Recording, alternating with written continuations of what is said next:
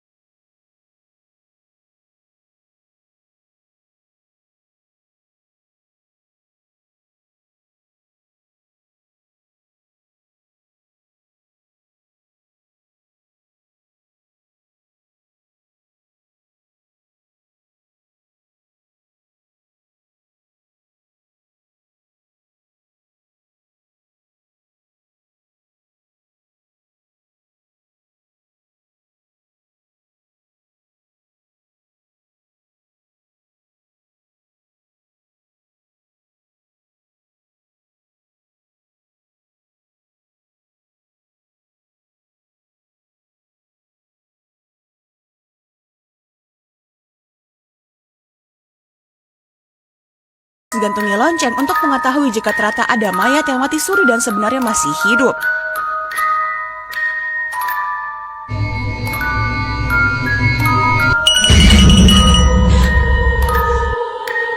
Sekarang Austin dan ayahnya terjebak di dalam ruangan otopsi. Lonceng aneh terus berbunyi di luar. Austin pun mencoba mengecek keluar dan ternyata para mayat berkeliaran di sana. Bahkan ada yang mencoba untuk mendobrak pintu. Mereka langsung mencoba menahannya dengan peti mati. Lalu gedoran pintu itu pun berhenti. Si ayah pergi ke toilet untuk cuci tangan. Lalu merasa ada sesuatu yang bergerak. Ia mengulurkan tangan dan melihat ada orang di balik tirai.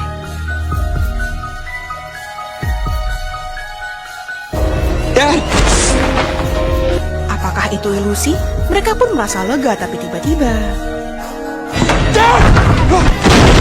Austin membuka pintu dan ternyata ayahnya terjatuh. Dia tak tahu siapa yang menyerang ayahnya. Lalu Austin teringat mayat wanita bermata abu-abu. Austin dan ayahnya pun mengerti semua keanehan yang terjadi disebabkan mayat wanita itu. Keduanya pun kembali ke ruang otopsi dan membakar mayat wanita itu, tapi api malah tak terkendali. Dengan cepat menyebar ke seluruh ruangan. Ayah Austin mengambil alat pemadam. Setelah api dipadamkan, Austin sangat terkejut melihat jasad si wanita tak terluka, meski sudah terbakar. Austin dan ayahnya pun langsung melarikan diri. Mereka hendak masuk lift, tapi pintu lift tak mau ditutup. Suara lonceng terdengar makin dekat. Ayah Austin menyadari itu mungkin mayat laki-laki yang ia pasangkan lonceng di kakinya.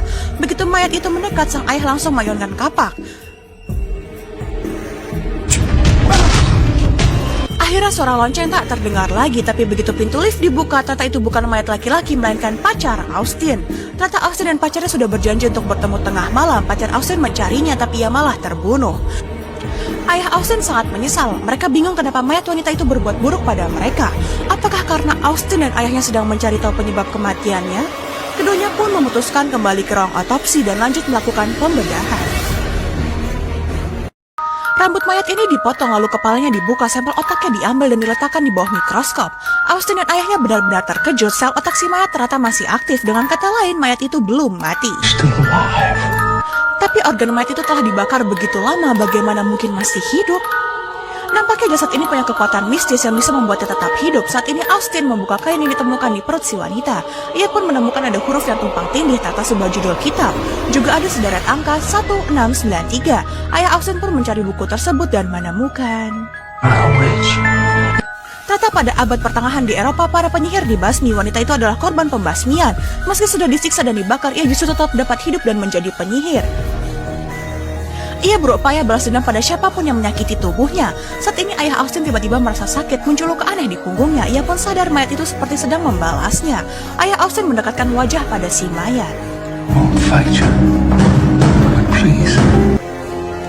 Tapi tiba-tiba tulang ayah Austin langsung patah, mulutnya mengeluarkan asap. Di saat yang sama, mayat si wanita justru terlihat membaik, matanya yang abu-abu kembali berwarna.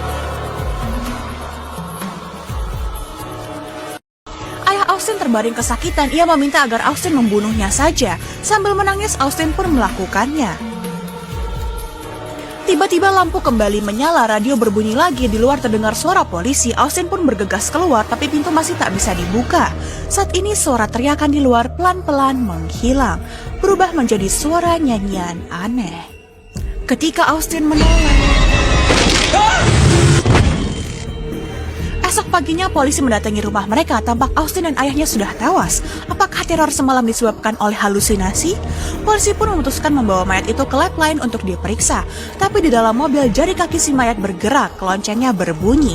Nampaknya ia akan lanjut mencari mangsa berikutnya. Film selesai.